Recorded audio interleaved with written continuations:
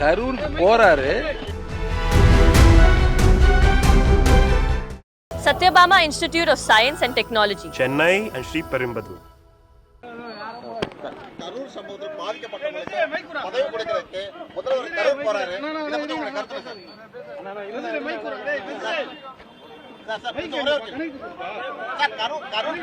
கரூர் பாதிக்கப்பட்ட நபர்களுக்கு அரசு பதவி கொடுக்க அரசாங்கத்தில் பதவி கொடுக்கிற முதல்வர் கரூர் போறாரு.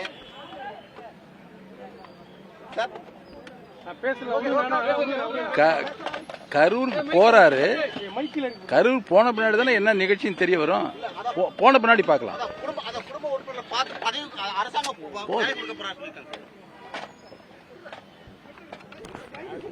Satyabama Institute of Science and Technology, Chennai and Sri Perumbudur.